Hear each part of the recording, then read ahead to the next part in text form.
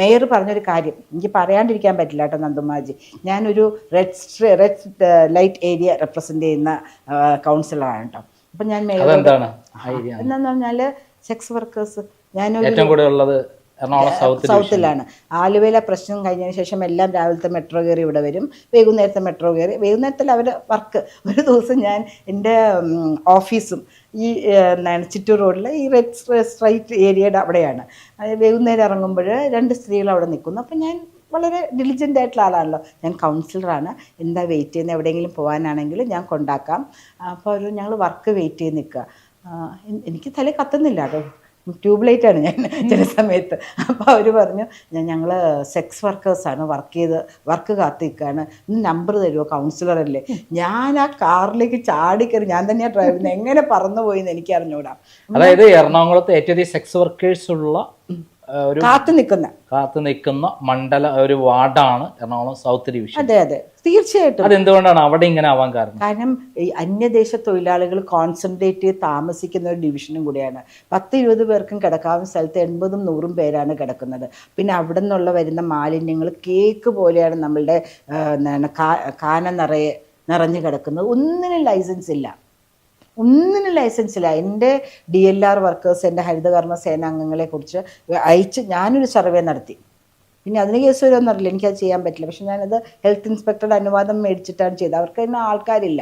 ഏകദേശം എത്ര sex workers ആ ഏരിയയിൽ ഉണ്ടാവും? ആ ഏരിയയിൽ എങ്ങനെ പോയാലും ഒരു 50-ൽ കുറയാത്ത ആൾക്കാരുണ്ടാവും. ഒരു ദിവസം എനിക്ക് എല്ലാവരും മുഖപരിചയമാണ്. ഇപ്പോൾ എല്ലാവരും അക്കാ എന്നൊക്കെ വിളിക്കും എന്നെ. അപ്പോൾ ഒരു അക്കയല്ല, എൻ്റെ ഒരു തങ്കച്ചി, എന്നെ അക്കാന്ന് വിളിക്കുമ്പോൾ തങ്കച്ചി. അവര് പൊതുപ്രവർത്തകയാണല്ലോ, പത്രപ്രവർത്തകയായിരുന്നു. ഏത് സാഹചര്യത്തിലാണ് അവർ ഇങ്ങനെ സെക്സ് വർക്കേഴ്സ് ആയി മാറി? ഈസി മണി എവിടെ നിന്നൊക്കെയുള്ള ആൾക്കാരാണ്. അപ്പം ഞാൻ ഒരു തമിഴത്തി പെണ്ണും ഞാനും തമ്മിൽ ദിവസവും കുസ്തിയാണ്. അപ്പോൾ ഒരു ദിവസം നോക്കുമ്പോൾ ഇത്രയും കട്ടിയുള്ള കേബിള് SRV സ്കൂളിൻ്റെ മുമ്പിൽ ഇരുന്നിട്ടിങ്ങനെ ഊഞ്ഞാലാടുകയാണ്. അതിലിരുന്നിട്ട് എല്ലാവരുടെയും കയ്യിൽ ഒറ്റ സിംഗിൾ ലോട്ടറി ടിക്കറ്റും ഉണ്ടാകും കേട്ടോ. അതൊക്കെയാണെന്നിരിക്കും ഐഡൻറ്റിഫിക്കേഷൻ മാർക്ക്. ഞാൻ വെച്ചാൽ എന്നാ പണ്ടത് ഇത് കീഴെ വീണാൽ നീ പോകും, ഞങ്ങൾക്ക് രാത്രി ഒന്നും ലൈറ്റ് ഉണ്ടാവില്ല, തിരിച്ചു വരുമ്പോൾ അവിടെ ഒരു പ്ലാസ്റ്റിക് സ്റ്റൂൾ ഇട്ട് അതിലിരിക്കുക, ഇത് ഓക്കെ വാക്കാം, നീ പോകുമ്പോൾ നിൻ്റെ വർക്കിന് മുമ്പ് ഇതും കൂടെ കൊണ്ടുപോകണം, ഇനി ഇത് കാണാണ്ട് പോയിരുമ്പോൾ 4 പോലീസ് കേസ് കൊടുക്കരുത്. ഒരു നല്ല മാഡം ഉണ്ടായിരുന്നു കേട്ടോ.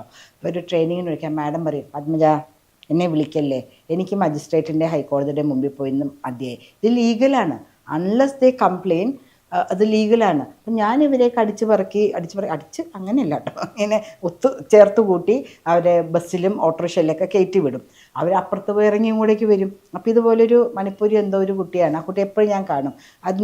എൻ്റെ അടുത്ത് ആദ്യം കണ്ടപ്പോൾ എന്ത് ജോലിയാണ് ചെയ്യുന്നത്, എന്ത് ജോലിയും ചെയ്യും. അപ്പം പറഞ്ഞു അമ്മയ്ക്ക് വയ്യ, അമ്മയുടെ ഹോം നേഴ്സായിട്ട് നിൽക്കാമോ, 25,000 രൂപ തരാം.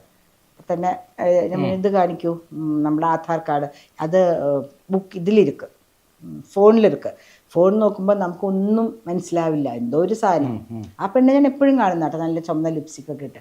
അപ്പോൾ ഒരു ദിവസം ചോദിച്ചാൽ പറഞ്ഞു ആലുവയിലാണ് വീട്. ഞാൻ ആലുവയിൽ ഈ പണി കിടക്കില്ല, ഈ പണി എല്ലായിടത്തും കിടക്കില്ല, എന്തിനാ ഇങ്ങോട്ടേക്ക് വരുന്നത്, അവിടെ ആ പ്രശ്നം ഉണ്ടായതിനു ശേഷം ഭയങ്കര സ്ട്രിക്റ്റ് ആണ് അവിടുത്തെ കുട്ടികൾ. അപ്പം ഞാൻ ഇവിടെ പുറകെ നടന്ന് മെട്രോ സ്റ്റേഷനിൽ കയറി, ഞാനും പുറകെ കയറി. അപ്പം മഹാരാജാസ് ടിക്കറ്റ് എടുക്കുക, ഞാൻ വേഗം ഒരു 100 രൂപ ഇട്ടു ആ കൗണ്ടറിലിരിക്കുകയാണ്. ആലുവ എന്ന് പറഞ്ഞു. നീ മഹാരാജാസിൽ ഇറങ്ങിയ ഞാൻ അവിടെ ഉണ്ടാകും, എൻ്റെ ഡിവിഷനിൽ ഇത് പറ്റില്ല, നീ വേറെ എവിടെ വേണമെങ്കിലും പോയി ചെയ്തോ, നീ ആലുവയ്ക്ക് തിരിച്ചു പോയില്ല എന്ന് എനിക്കറിയാം, പക്ഷെ ടിക്കറ്റ് ആലുവയ്ക്കാണ്. അപ്പോൾ അവിടെ എല്ലാവരും ഇങ്ങനെ നോക്കുന്നുണ്ട്, കയറ് എന്ന് പറഞ്ഞു. പിന്നെ നമുക്കൊരു ഇതുവരെയല്ലേ പോകാൻ പറ്റുള്ളൂ. അവളെ അടഞ്ഞ് ഉള്ളിലേക്ക് കയറുന്നവരെ അവിടെ കാത്തു നിന്നു. അടുത്ത് മഹാരാജാസിന് ടിക്കറ്റ് എടുത്തേക്കുക.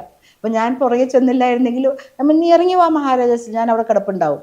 നമുക്ക് എന്ത് ചെയ്യാൻ പറ്റും? എറണാകുളം സൗത്ത് ഡിവിഷൻ ഇതിന് തെരഞ്ഞെടുക്കാനുള്ള കാരണം എന്താണ്?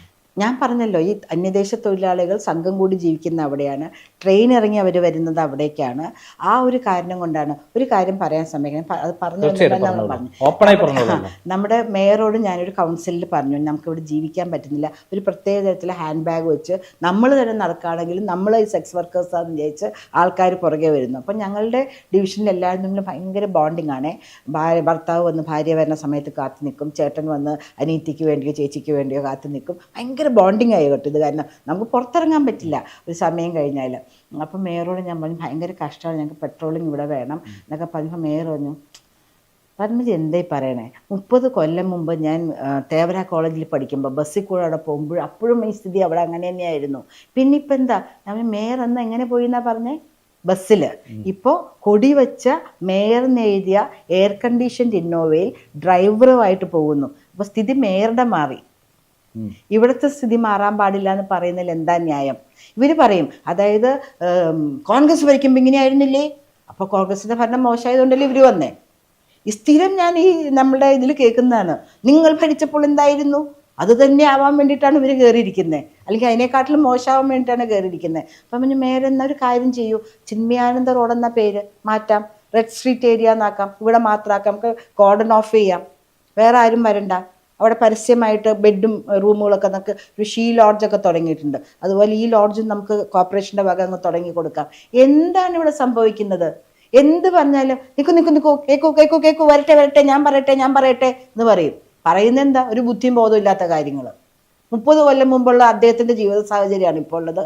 അദ്ദേഹം ഒരു ഗൃഹസ്ഥനായില്ലേ, 2 പെൺകുട്ടികളുണ്ടെന്ന് എപ്പോഴും വലിയ അഭിമാനത്തോടെ പറയും. ആ പെൺകുട്ടികൾക്ക് മേയറുടെ പ്രൊട്ടക്ഷനിലാണ്ട് സ്വസ്ഥമായിട്ട് ഇറങ്ങാൻ പറ്റുന്നുണ്ടോ? എൻ്റെ ഡിവിഷനിൽ ഏതോ ലോകത്ത്, പുകയുടെ ലോകത്താണ് ജീവിതം മുഴുവനും. ആൺകുട്ടികളും പെൺകുട്ടികളും എല്ലാവരും ഇത് രോഗികളാണ്, പയാലിസിസ് ഒക്കെ വന്ന് ഒരു പിടുത്തില്ലാണ്ട് നടക്കാൻ പറ്റില്ല. പെൺകുട്ടിയാണെങ്കിൽ ആൺകുട്ടിയുടെ തോളിൽ തൂങ്ങി ഇങ്ങനെ, ആൺകുട്ടിയാണെങ്കിൽ പെൺകുട്ടിയുടെ തോളിൽ തൂങ്ങി ഇങ്ങനെ, അല്ലെങ്കിൽ ആരെയും കെട്ടിപ്പിടിച്ച്. ഇവർ നമ്മൾ അങ്ങനെയാണ് ഇവരുടെയൊക്കെ ജീവിതം. എന്താണ് നന്ദുമാജി, നിങ്ങൾ അതിനെക്കുറിച്ചൊരു റിപ്പോർട്ട് ചെയ്യണം. ഭയങ്കര, ശരിക്കും ഞാൻ പലയിടത്തും പറഞ്ഞ പോലെ എൻ്റെ മോളുണ്ടായിരുന്നു, മരിച്ചു പോയില്ല, ഞാൻ ആശ്വാസം കൊള്ളുന്നത് ഒരു കൗൺസിലർ ആയതിനു ശേഷം. ഒരു ദിവസം പോലും എൻ്റെ ജീവിതത്തിൽ ഉണ്ടായിട്ടില്ല മോള് മരിച്ചോളെ എങ്ങനെ ഇരിക്കും ഇങ്ങനെയൊക്കെ ആലോചിച്ചിട്ട്. ഇപ്പം എനിക്ക് ആശ്വാസമാണ് മോള് മരിച്ചതിൽ. അല്ലെങ്കിൽ ഞാൻ വളരെ ഭീകരമായ ഒരു കാര്യമാണ് പറയുന്നത്. പത്മജ യസ്മാനെ പോലെ സോഷ്യൽ പ്രവർത്തക, BJPയുടെ അഖിലേന്ത്യാ സെക്രട്ടറി എന്നാണ് ആയിരുന്നു. അതെ, ആയിരുന്നല്ലോ, അതുവരെ എത്തിയ ആളല്ലേ. മാത്രമല്ല എത്ര ധീരയ പോരാട്ട നായിക. സ്വന്തം മകൾ മരിച്ചത് സന്തോഷിക്കുന്നു എന്ന് ആശ്വസിക്കുന്നു എന്ന് പറയുന്നതിന്റെ കാരണം എന്താണ്? ഇവിടെ നടക്കുന്ന അനാശാസ്യം കണ്ടിട്ട് വിശ്വസിക്കൂല. ഒരു എന്താണ്, എൻ്റെ റോഡിൽ തന്നെ, എൻ്റെ ഡിവിഷനിൽ തന്നെ ഞാൻ ഇങ്ങനെ പോവും, കറങ്ങി നടക്കും. ആദ്യമൊക്കെ സൈക്കിളായിരുന്നു, പിന്നെ അത് ആരോ കള്ളം കട്ടുകൊണ്ട് പോയപ്പോൾ സ്കൂട്ടറിൻ്റെ പുറകിൽ എനിക്കൊരു നല്ല മിടുക്കിയായിട്ടുള്ള ഒരു സെക്രട്ടറി ഗേൾ ഉണ്ട്. അവളുടെ സ്കൂട്ടറിൻ്റെ